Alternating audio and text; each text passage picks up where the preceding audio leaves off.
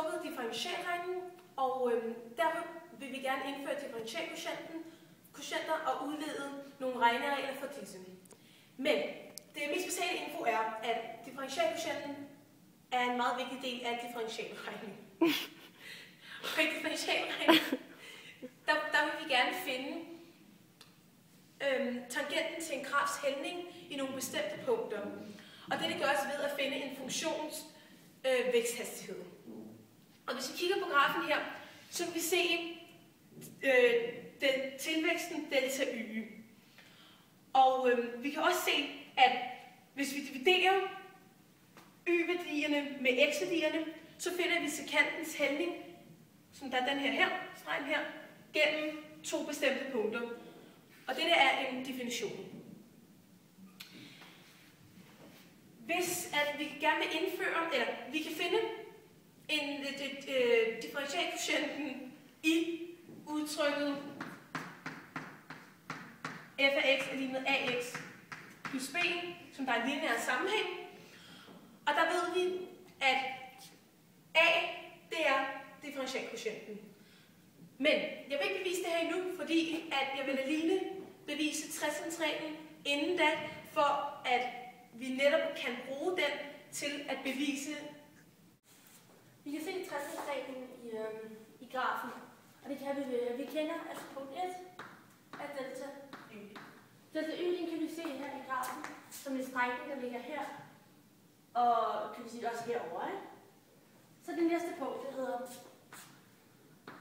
delta y divideret med h. Og delta y divideret med h er som vi virkelig finder ud af, hvad delta y er, den ligger her, og så har vi h er her.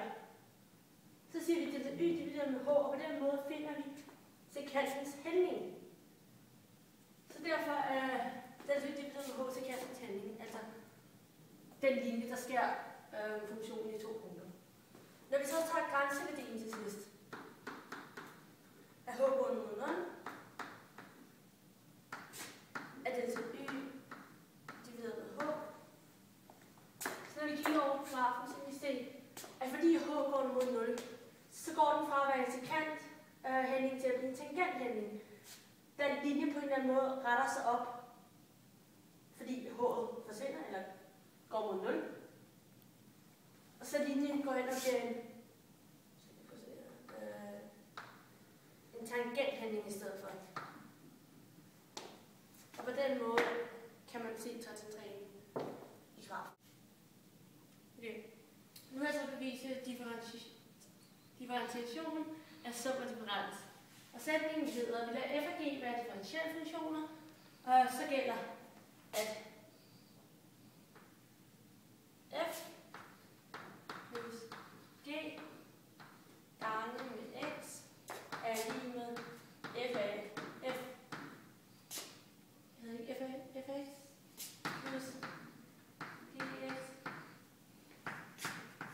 som medfører, at f plus g mærke af x er lige med mærke af x plus g-mærke af x. Noget, der er vigtigt, hvis vi husker, det er, at man lægger to funktioner sammen ved at gøre det punktvis. Så nu vil jeg bevise sætningen. Og det gør vi med tretrinsreglen. Punkt 1.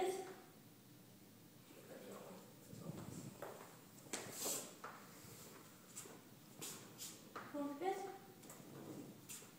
Delta y, som er lige med f plus g gange x0 plus h minus f plus g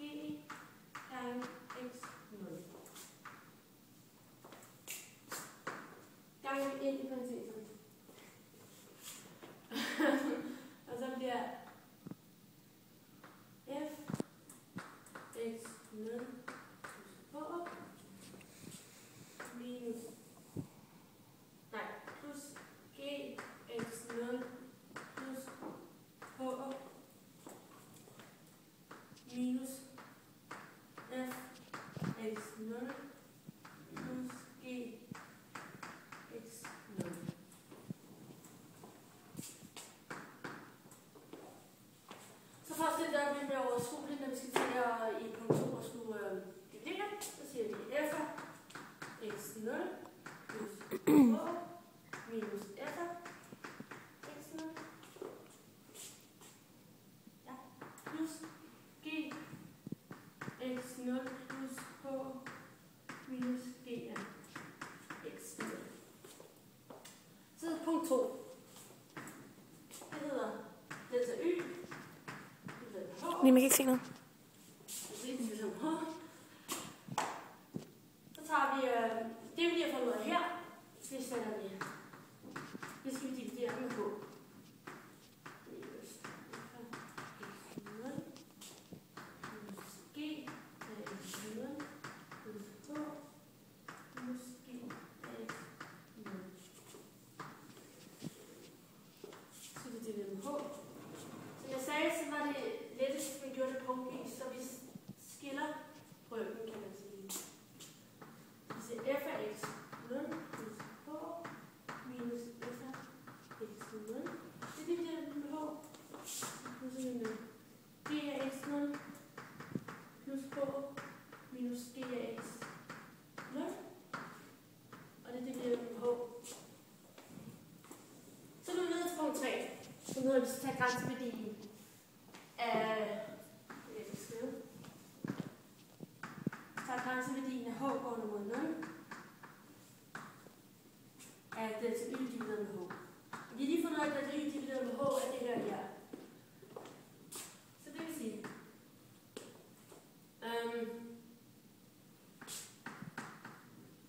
grænseværdien af h gående mod 0 af f x0 plus h minus f af x0 divideret med h plus g af x0 plus h minus g x0 divideret med h. Og så fordi h går mod 0, så bliver h 0. Så det vil sige,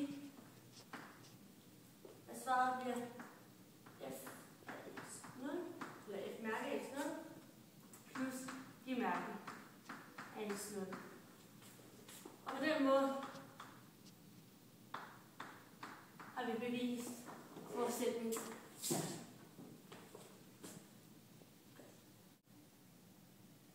Nu vil jeg gerne bevise ved hjælp af tretrinsreglen, at f af x er lige med ax plus b, at differentialkvotienten af det bliver kun a, som der er henvending. Hvis vi tager første trin i tretrinsreglen, så hedder det, som der hedder, som Line lige har bevist.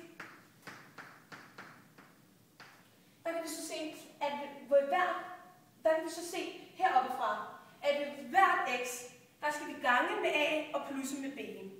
Det gør jeg også her. Så det kommer til at se sådan her ud.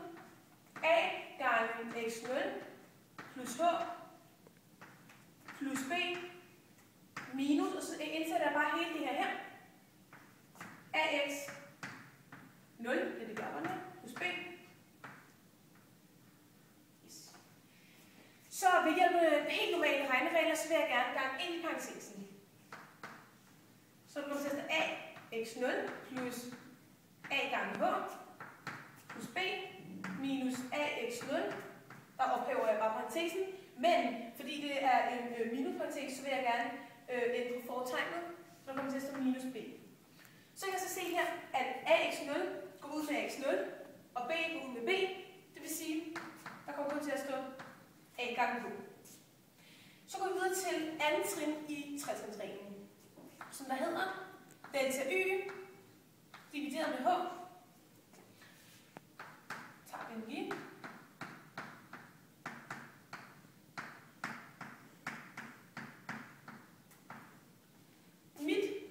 Udtryk her, mit udtryk her, det har jeg fået, som jeg har bevist her foroven, til AH. Så A gange H. Det indsætter jeg så A gange H divideret med H. Og igen ved hjælp af normale regneregler, så ved jeg, at H går ud med hinanden. Det vil sige, at der kommer kun til at stå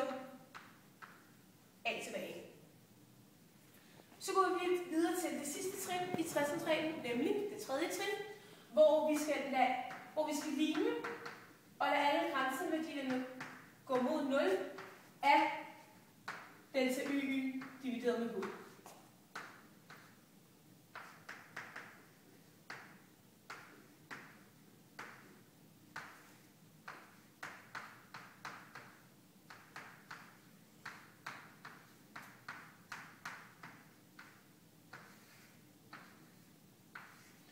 Hele mit udtryk her har jeg bevist ved hjælp af anden trin i 60-trin, og det har jeg bare fået til A. Det vil sige, at jeg tager grænseværdien, eller jeg limer, og så lader jeg h gå mod 0 til A, og da jeg slet ikke har noget h, eller har nogen anden variabler end A, så kan jeg så se, jamen det må så bare give A. Og så har jeg så bevist, at differentialkvotienten af f af x er lig med ax plus b, det er lig med a, som der er hældningen.